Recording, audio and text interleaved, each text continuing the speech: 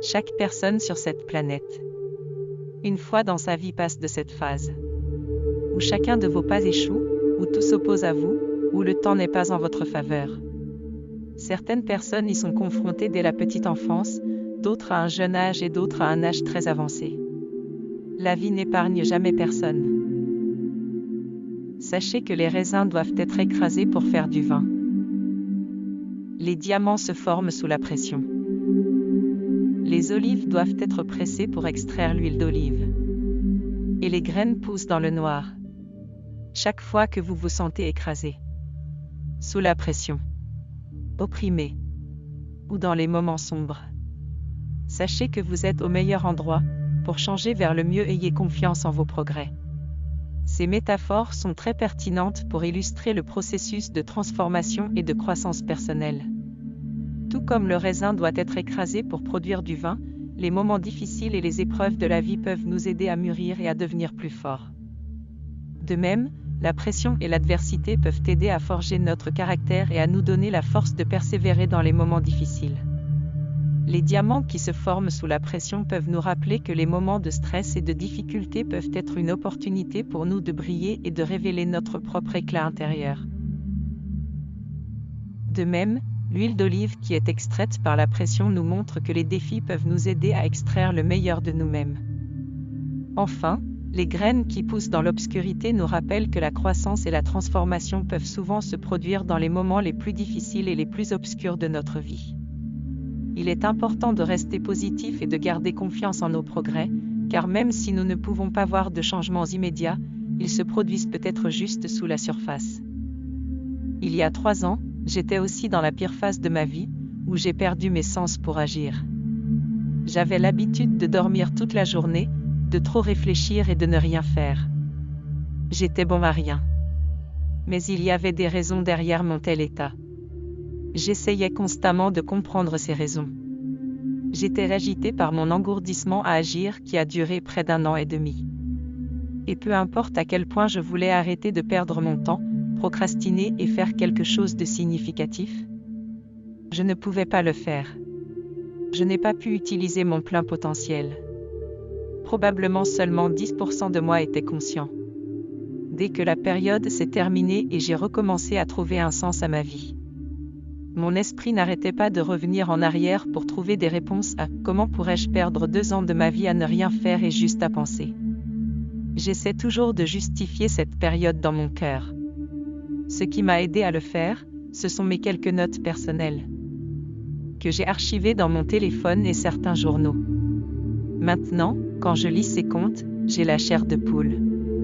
Je me demande combien je souffrais à ce moment-là. Mais en même temps, je sais que j'aurais pu faire mieux et cela me motive à faire mieux aujourd'hui. Avec le temps, j'ai pu trouver quelques raisons concrètes derrière mon état. Ces raisons m'ont aidé à me guérir et à justifier mon comportement. Mais ce qui m'a le plus guéri, c'est de ne pas perdre une autre seconde de ma vie à vivre comme avant. Maintenant, je suis toujours joyeux, optimiste et j'ai hâte de vivre de meilleures expériences. Quoi que vous choisissiez de faire, après le passage de cette tempête, vous serez une meilleure personne, plus développée et prête. Ne soyez pas un de ces petits oiseaux qui s'abritent pendant une tempête, soyez un aigle qui se dresse dans l'œil de la tempête et vole au-dessus de tout.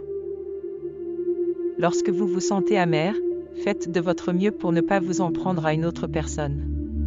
Même à un moment où personne ne comprend ce que vous ressentez à l'intérieur, soyez gentil avec tout le monde. Faites aux autres ce que vous voulez qu'ils vous fassent. Aime-toi toi-même. C'est peut-être la partie la plus difficile. Si vous gagnez celui-ci, le monde entier est à vous. Rien ne peut vous arrêter, aucun moment difficile ne peut vous abattre. Gardez patience. Et toujours se souvenir. L'obscurité de la nuit est très sombre juste avant que les premiers rayons de lumière n'apparaissent sur l'horizon oriental. Voici quelques conseils pour vous aider à mieux traverser cette tempête. Et à mieux vous en sortir. 1. Peu importe à quel point vous vous sentez mal maintenant, vous ne vous sentirez pas ainsi pour toujours.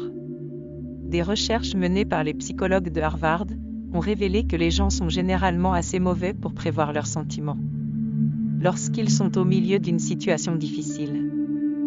En fait, au milieu d'une crise, nous avons tendance à penser que nous nous sentirons toujours, comme nous le faisons maintenant. Ce n'est pas que les choses ne font pas mal. C'est qu'ils ne font pas mal aussi longtemps ou autant que nous pensons qu'ils vont le faire. Donc, peu importe à quel point vous vous sentez mal en ce moment, sachez que vous ne vous sentirez pas ainsi pour toujours. L'espoir est un risque qu'il faut courir. 2. Vous êtes plus grand que vos problèmes. Aussi difficile que puisse être votre situation, ne la laissez pas définir votre identité ou devenir votre identité. Vous n'êtes pas vos adversités, votre statut professionnel ou votre relevé bancaire ou votre divorce désordonné ni quoi que ce soit qui vous soit jamais arrivé. Quoi que ce soit. Qui vous êtes est bien au-delà de toute mesure, situation ou expérience extérieure. 3. Rien ne vole votre tranquillité d'esprit plus vite que la peur. Plus notre avenir est incertain, plus nous sommes enclins à transformer nos prévisions en peur, évoquant toutes sortes de problèmes imaginaires. Pourtant, parce que nos cerveaux sont câblés pour se concentrer davantage sur les pertes potentielles que sur les gains potentiels, la plupart de nos pires scénarios chargés de peur ne se concrétisent jamais. Alors vivez votre inquiétude une fois. Concentrez votre attention sur ce qui est devant vous aujourd'hui. Mark Twain a dit : « Je suis un vieil homme et j'ai connu beaucoup de problèmes, mais la plupart d'entre eux ne se sont jamais produits. » 4. C'est normal de ne pas se sentir bien. Mon fils obtiendra virtuellement son diplôme d'études secondaires. Alors que nous nous concentrons sur combien nous devons être reconnaissants, il en est toujours triste. Sa perte est réelle.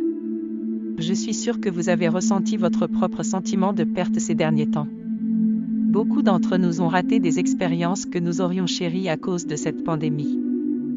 Graduation, anniversaire, mariage, funérailles.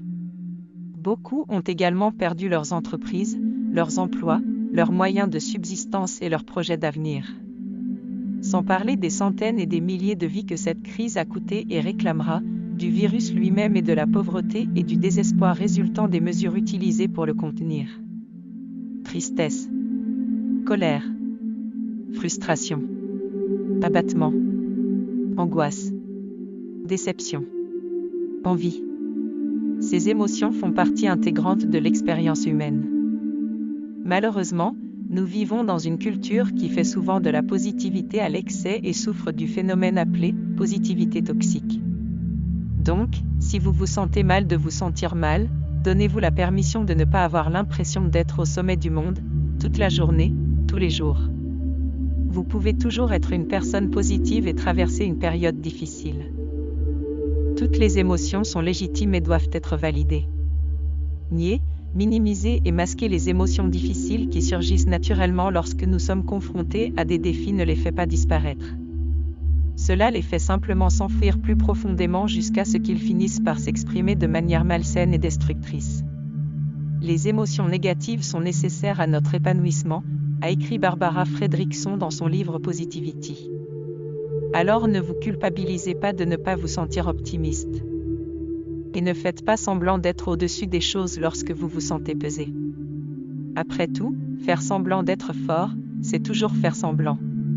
Que vous vous sentiez triste, en colère, déçu ou simplement découragé par votre avenir, faites preuve de compassion envers vous-même et donnez à ces émotions l'espace dont elles ont besoin.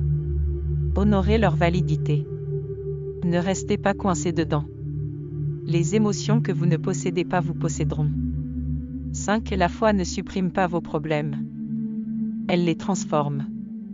Nous ne pouvons pas relier les points à l'avenir. Nous ne pouvons les relier qu'en regardant en arrière. Alors gardez confiance que, aussi désordonnée que puisse être votre situation actuelle, dans le temps, les points se connecteront. Avoir la foi qu'un ordre supérieur est à l'œuvre ne supprime pas vos défis, mais cela transforme votre relation avec eux. Osez avoir la foi que tout fonctionnera finalement pour votre plus grand bien élargira votre bande passante pour voir le bien, et tirer le meilleur parti, même de vos plus grands défis. D'un autre côté, opérer à partir de la peur ne fera que la réduire. Peut-être que ces tempêtes que vous pensez être venues perturber votre chemin ne font que le révéler. Les chapitres les plus précieux de nos vies ne reçoivent souvent un titre que bien plus tard. Gardez la foi et continuez. 6. Croyez que quoi qu'il arrive, vous vous en sortirez. La plupart des gens sous-estiment leur capacité à vivre. Ils racontent eux-mêmes que si ça arrivait, ils ne pourraient pas le gérer. Pourtant, le pouvoir de se faire confiance qui change la vie. Face à une crise de vie majeure ou à une adversité importante, les gens découvrent en eux-mêmes une capacité de vie bien plus grande qu'ils ne l'avaient imaginée. Nous ne pouvons jamais sous-estimer la force de l'esprit humain. Nous pouvons nous sentir complètement écrasés, mais en nous se trouve une force qui peut renaître, même des moments les plus sombres. Se faire confiance ne changera peut-être pas vos expériences de vie, mais cela peut changer votre expérience de la vie. Plus vous avez confiance que vous avez ceci, plus tôt vous le ferez. Je t'envoie beaucoup de lumière. Merci d'avoir écouté cet enseignement. Et rappelle-toi, je peux te montrer le chemin. Mais il n'y a que toi qui puisse te libérer. Partage cet enseignement, laisse-moi un commentaire, et n'oublie pas de t'abonner, pour ne pas rater la prochaine vidéo. Je te souhaite le meilleur, une belle vie, et beaucoup de succès.